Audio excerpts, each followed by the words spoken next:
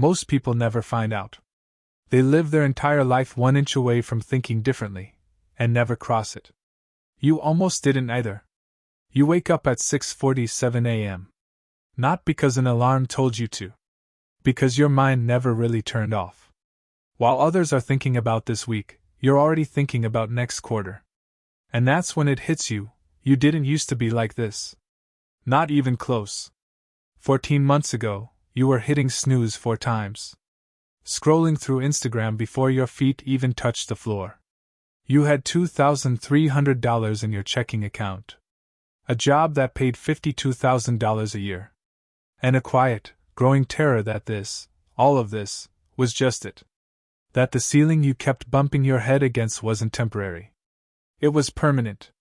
But something changed. And it didn't happen the way you expected. It didn't happen with a motivational speech.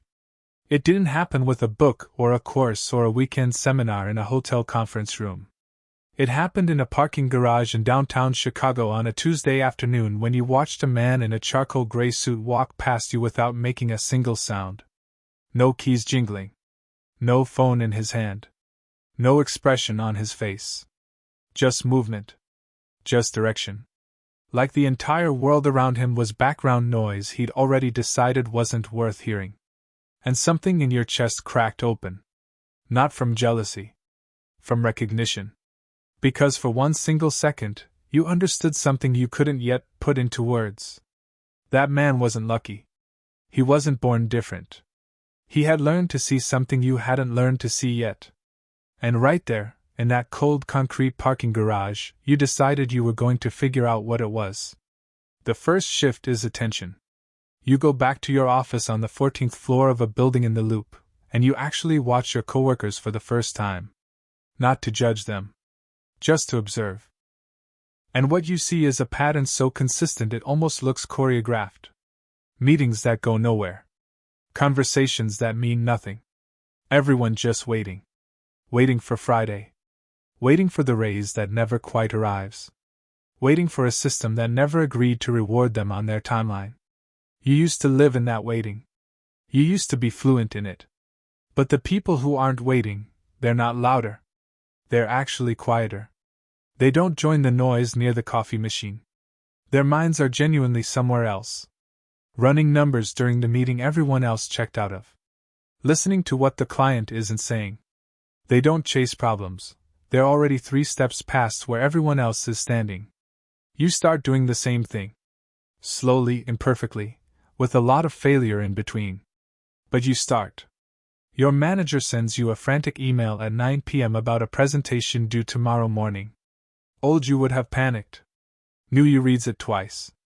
Estimates 2 focused hours. Goes to sleep at 10. Wakes up at 5. Finishes by 7:30. Shows up more rested and more prepared than everyone who spent the night spiraling. That's not a productivity hack. That's a different relationship with reality. You start keeping a thinking file. Every day, what you noticed, what worked, what you wasted time on, what decision came from fear versus logic. By week 3 it stops feeling like homework and starts feeling like building a second brain.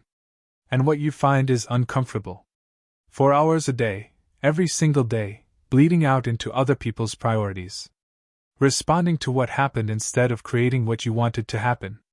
You stop bleeding. You start treating your attention like the most valuable asset you own.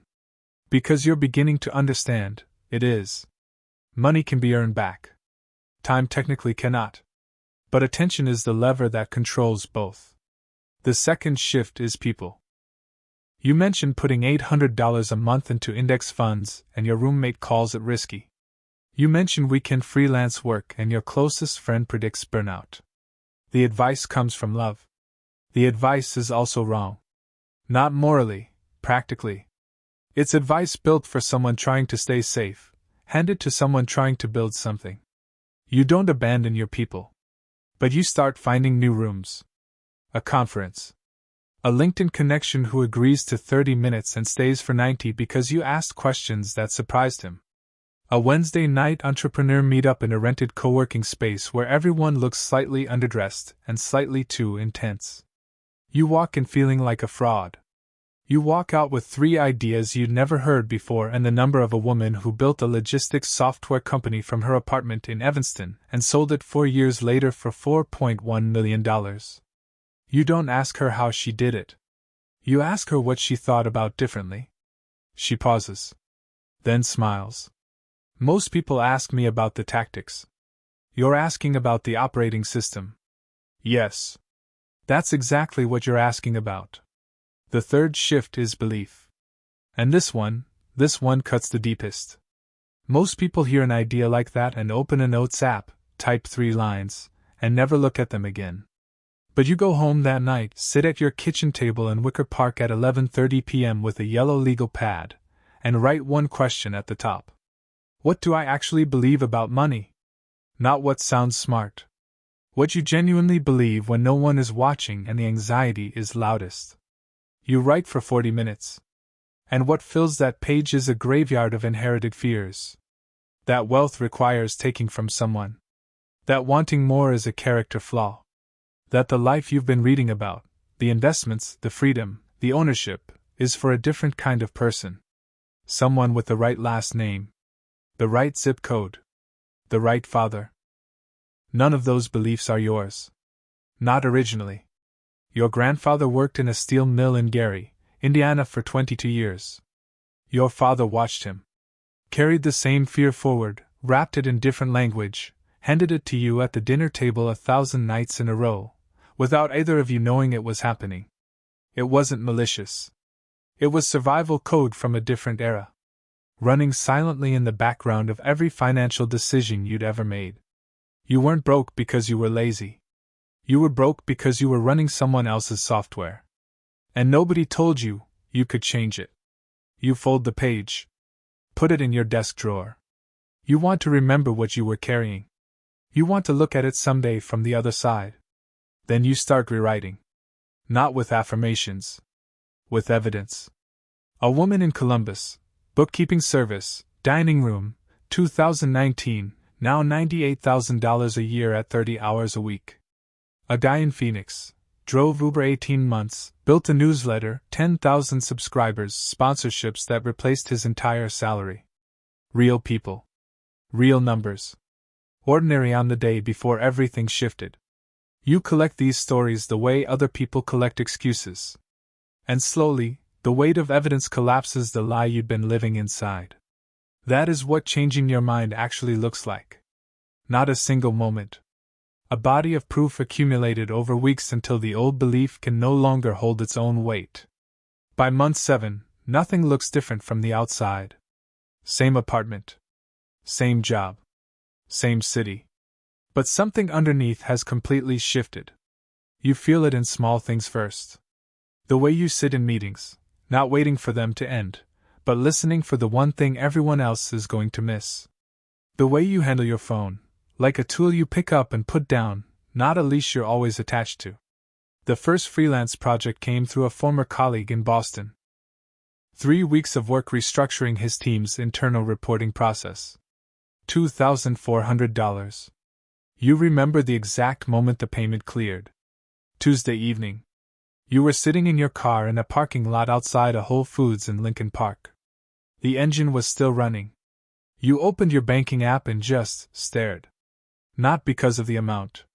Because of what it meant. Someone outside your company, in a different city, had decided your thinking was worth paying for. That had never happened before in your life. You sat there for 4 minutes without moving. Then you turned off the engine, went inside, and bought groceries like nothing had changed. But everything had changed. And you knew it. You tell 2 people what you're doing. One ignores it. One refers you to a contact in Nashville. That contact becomes your second client. Your second client mentions you to someone in their network. And that's when you understand something no spreadsheet ever taught you: the first dollar of freelance income is the hardest. Everything after it travels on the reputation of the dollar before it. By month 9, for clients. By month 10, $6,000 in a single month from work that didn't exist a year ago. You do the math 3 times because you don't trust it the first 2. Then you sit back. And you don't celebrate. You just breathe. Excitement is what beginners feel. Focus is what builders carry. By month 11, it needs a name. You register an LLC on a Thursday morning before your regular job starts. A client in Denver. One in Atlanta. One in Austin. None met in person. None needed to be. Something that started at $800 a month, through late nights, through weeks of self-doubt, through the quiet grind nobody sees and nobody applauds, is now generating $11,000 a month and still climbing. You do not quit your job yet. That's the part the internet never shows you. The patient part. The unsexy middle where you're building quietly while the world is looking at its phone. The gap between what you're building and what anyone can see is your advantage, and you're not ready to close it. Your manager gives you a performance review in December. Excellent. Strong contributor. Leadership potential. She doesn't know you're already 12 steps ahead. She doesn't need to. This is not deception. This is strategy. There is a difference. The moment of full clarity comes on a Wednesday morning in February. 7 a.m. Coffee. Laptop open. A spreadsheet showing your net worth trajectory over the next 24 months. The number at the end is $340,000. Not a fortune. Not retirement. But a number you would have called impossible 2 years ago. It's no longer a dream. It's a forecast. Built on real inputs, real rates, real actions already in motion. The difference between a dream and a forecast is evidence. And you now have enough to stop dreaming and start projecting. You close the laptop. Sit with the quiet. And understand fully what changed.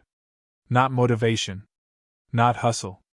It was the decision, the bone-deep, irreversible decision, to see the world as it actually works.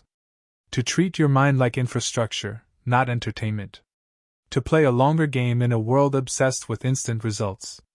To become ruthlessly selective about where your attention goes. The top 1% are not luckier than you. Not biologically smarter. They don't have access to information you can't find. What they have is a different relationship with reality. And reality, unlike talent, unlike luck, unlike inherited wealth, is available to anyone willing to see it clearly. You have dinner with your father on a Sunday evening in November. 31 years at the same company. A pension that covers the basics. A good, honest life. You love him completely. He tells you, in the gentlest possible way, that he worries you're chasing something that isn't real. That the people making the kind of money you're reading about had connections. Family money. Luck dressed up as strategy. You don't argue. Because for the first time, you understand his fear. You see exactly where it came from. The mill in Gary. The 22 years. The lesson that survival meant staying still. His map was accurate for the world it was drawn for. But the world changed. The territory shifted. And a map of the old terrain, no matter how lovingly made, will get you lost in the new one. You're drawing a new map. You are not the person who was hitting snooze 14 months ago. That version of you didn't die dramatically. He just quietly stopped being useful. And you let him go without a funeral. Somewhere right now, someone is still scrolling. Still waiting. Still telling themselves next Monday is when everything changes. Just like you were. The system doesn't care who wakes up. It just keeps running. It ran before you. It will run after you. But while you're here, while you have the years, the mind, the morning hours, you get to decide whether you're background noise in someone else's story, or the protagonist of your own. The only difference between that person and you? You stopped waiting.